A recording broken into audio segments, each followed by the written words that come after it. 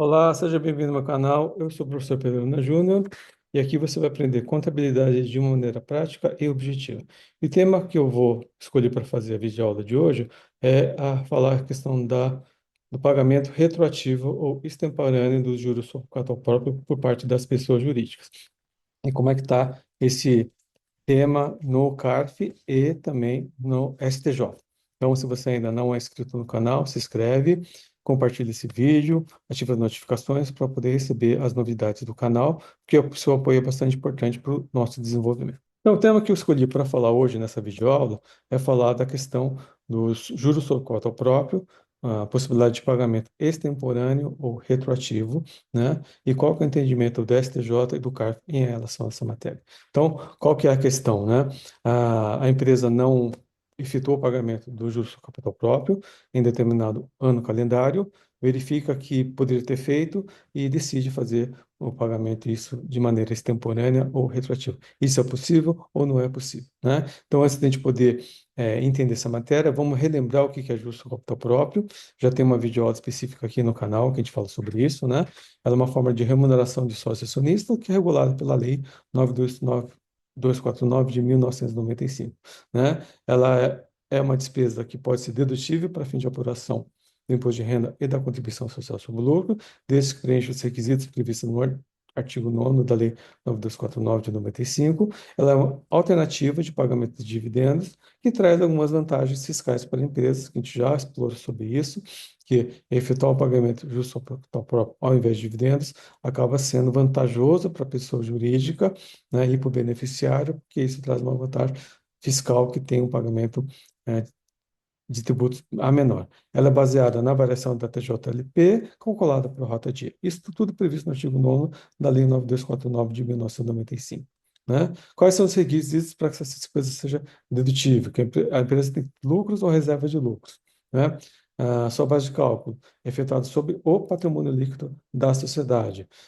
Essa remuneração ela é limitada à variação da TJLP. E quando é efetuado o pagamento, há uma retenção na fonte de 15%. Então, esses são os requisitos que a Lei 9249, artigo 9º, prevê para que essa despesa seja dedutível. Preencher os requisitos, a despesa contabilizada pela sociedade é dedutível e reduz a base de cálculo do imposto de renda e da contribuição social. Né?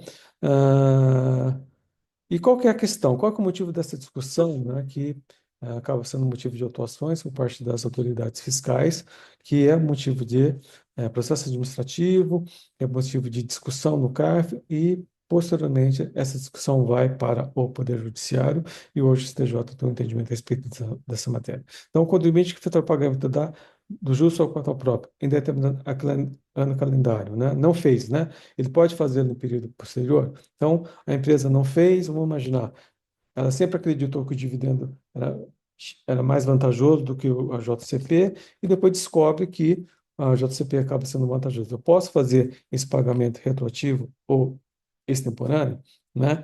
A Receita Federal do Brasil entende que não pode, que isso só pode ser efetuado dentro da competência, né? Dentro do próprio ano calendário. Então, se eu não fiz, eu perdo o direito ao benefício fiscal, esse benefício, portanto, eu não posso fazê-lo em período posterior, né?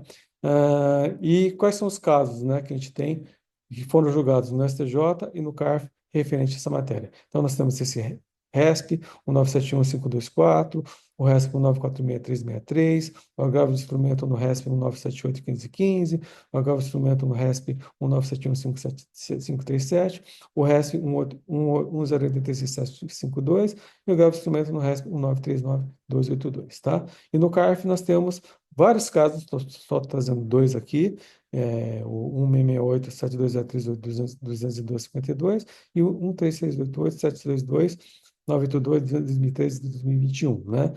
Os resultados do julgamento são diferentes, né? Porque um tribunal entende que é possível e o outro tribunal entende que não é possível. Então, nós temos divergência, né, nos critérios de cálculo e reconhecimento dessa despesa. Então, um tribunal, no caso do CARF, entende que você não pode fazê-lo, só pode fazê-lo na competência, já o STJ entende que você pode fazê-lo porque a lei não trouxe limitação temporal em relação a esse pagamento. Então, qual que é a posição do CARF em relação a essa matéria? Então, são decisões restritivas, né?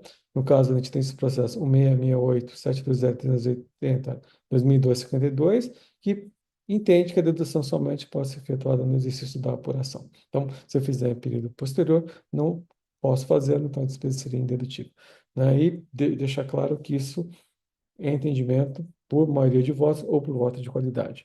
E já o processo 13887229282201321 também entende que não é possível fazer o pagamento, porque isso implicaria numa renúncia ao direito de dedução após o exercício correspondente. Então, esse é o entendimento do CARF em relação a essa matéria.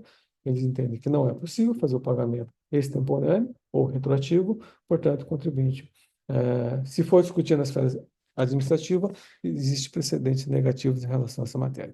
Qual que é o entendimento do STJ? O STJ é favorável em relação a essa matéria, o RESP 971.524 de São Paulo, né? Ele até cita que a legislação não impõe limitação temporal para a dedução referente a exercícios anteriores, então, por força disso, o STJ entende que é possível fazer o pagamento retroativo ou extemporâneo e permite a dedução retroativa do JCP sem limitação temporal. E na mesma linha, essas outras decisões do STJ, o RESP 946-363, no agravo instrumento RESP 978-1515, agravo instrumento no RESP 1971537 e RESP 1086752, e agravo instrumento no RESP 1939282. Então, todos essas decisões vão na linha de ser favorável ao contribuinte, né? Então, o entendimento entre CARF e STJ é divergente. O STJ permite a dedução retroativa, já o CARF exige o cumprimento estrito do regime de competência, né?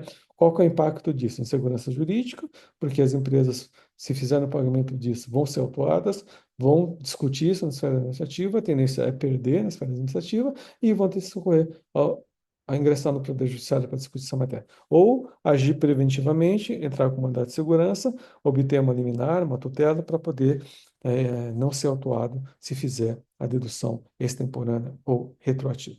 Em relação a essa matéria, né, é importante o contexto da questão jurídica no STJ. Como é que está isso no STJ? Apesar de nós termos esses precedentes favoráveis, né, que eu citei para vocês, nós temos agora um pedido talvez para tornar isso em recurso repetitivo, né? Então, o STJ analisar a dedução retroativa do JCP no RPJ e da CSL, que vai virar o tema 669, né?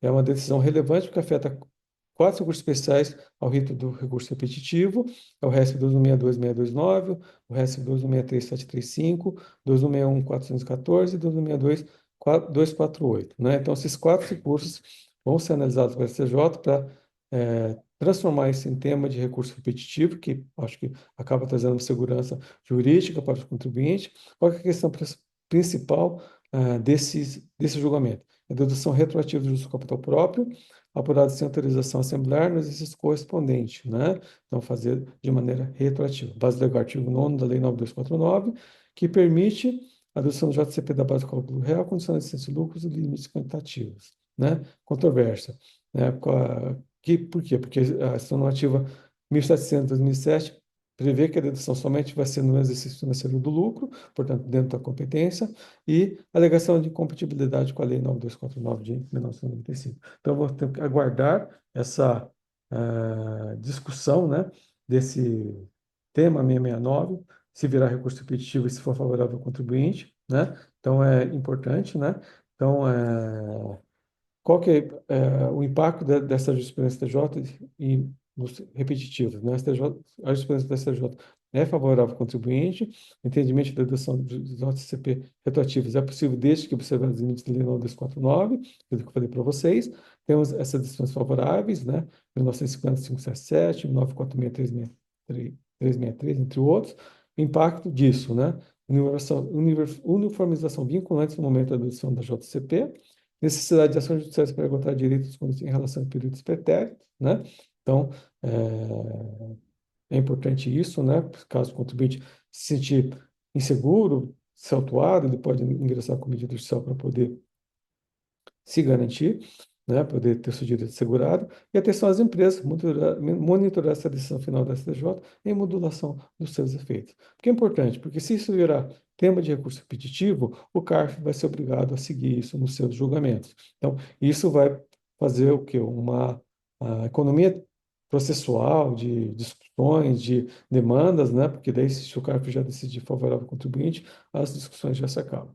Então, esse tema eu queria falar, colocar para vocês, porque tem um impacto significativo para as empresas que têm essa questão, que efetuaram pagamentos de JCP retroativos, estão fazendo, e vamos acompanhar o entendimento do STJ em relação a essa matéria. Então, é isso que eu queria falar na videoaula de hoje, né? Porque é importante ter essa implementação e entendimento sobre JCP para melhorar o ambiente tributário. As empresas devem monitorar decisões e se adequar às mudanças e necessidade judicial para garantir o direito, enquanto o STJ não modular os efeitos, isso não virá recurso repetitivo. Então, é isso que eu queria falar na videoaula de hoje. Espero que vocês tenham gostado desse tema. Se gostou, se inscreva no canal, acompanha as nossas postagens, compartilhe esse vídeo e vejo vocês no próximo vídeo. Obrigado e até a próxima.